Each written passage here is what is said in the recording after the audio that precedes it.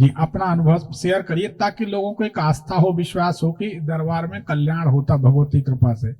गुरु जी सादर चरण स्पर्श। भगवान सुखी रखे, स्वस्थ रखे। जी कहिए। गुरु जी 12 अक्टूबर को मैं आई थी जी और फर्स्ट टाइम आई थी, आपके वीडियो देख रही थी कुछ महीनों से।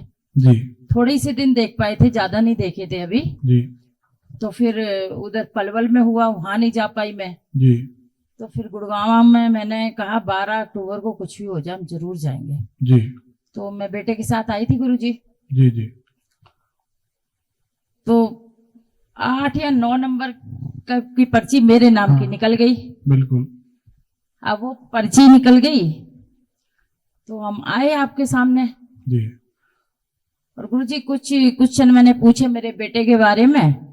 तो मैंने बोला इसकी शादी करनी गुरु जी, तो आपने बोला पहले तो निबट जाओ, जी जी तब आगे करोगे, नहीं तो बहन जी फिर फंस जाओगे। मैंने कहा पहले के बारे में तो मैंने कुछ कहा ही नहीं था, गुरु जी ने कह दिया चलो। फिर मैंने बोला गुरु जी देहरादून में मेरे शोरूम में उनको बेच रहे हैं, आपने उसमें भी बोला गुरु जी की अभी बहन जी उसका टाइम नहीं आया। तो मैं सोचने लगी 24 घंटे हो गए मुझे, 12 बजे से दिल्ली से चली हूँ और सुबह के 4 बजने को हुए, कुछ सेटिस्फैक्टरी मुझे जवाब ही नहीं मिला। जी अब मैंने कहा अब क्या पूछूं। तो फिर आपने कहा गुरुजी कि आपको तसल्ली नहीं हुई हमारी बातों से। हाँ लेकिन फिर ऐसे मैं खड़ी थी गुरुजी ऐसे, तो मैं ऐसे चलने लगी। जी ऐसे जैसे ही मुड़ी हूं आपने कहा बैठो, तो मैं जैसे ही ऐसे मुड़ने लगी हूं ना गुरुजी, तो आपने कहा सुनो बहन जी। मैंने फिर ऐसे करा जी तो आपने चलते हुए मुझे बोला जाओ चमत्कार होगा। बस गुरुजी फिर मैं सोचने लगी अभी तक कुछ हुआ नहीं, चमत्कार होगा कैसे होगा समझ नहीं आया। मैं गुरुजी फर्स्ट टाइम ही आई थी, ज्यादा एक्सपीरियंस नहीं था मुझे दरबार का। फिर मैं वो 13 तारीख हो चुकी थी गुरुजी। जी 13 तारीख को मैं घर पहुंची दिल्ली अपने। जी और फिर मैं 4-5 बजे पहुंची तो जाते ही अपना सोच आ गए। 7-8 बजे उठे, पूरा दिन भी ऐसे ही आलस में चला गया, कुछ बनाया नहीं खाया नहीं। और मुझे ऐसा ही लगता रहा कि गुरुजी ने कहा था चमत्कार होगा, वैसे तो कुछ समझ नहीं आया मुझे। फिर गुरुजी 14 तारीख हो गई। 14 तारीख को सुबह 8:30 बजे पहली चाय पी रही थी मैं। अभी मैंने चाय के 2 ही घूंट पिए थे कि मुझे एक फोन आता है, मनोज मिश्रा बोल रही हो? मैंने कहा हाँ जी। कौन बोल रहे हो?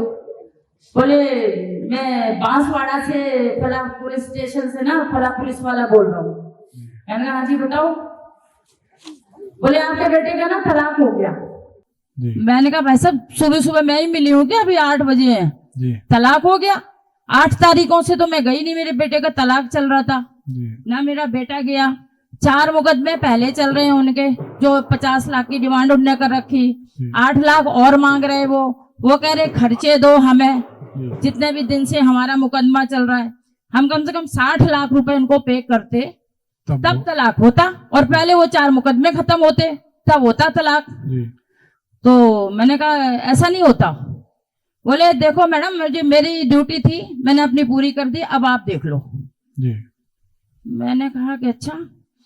तो 8:30 बजे गुरुजी फिर मैंने अपने वकील को फोन किया, बांसवाड़ा राजस्थान। मैंने बोला पटेल साहब ऐसे ऐसे एक फोन आया, तो वो कह रहा है कि तलाक हो गया, ऐसा तो नहीं होता।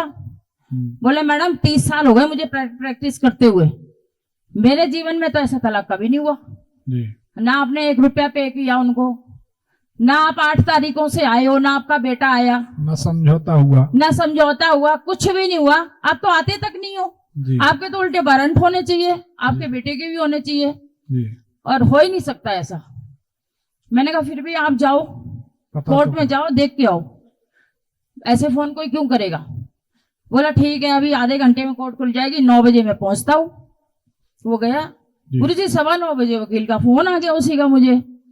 बोला मैडम तलाक तो हो गया। मैंने कहा कैसे हो गया?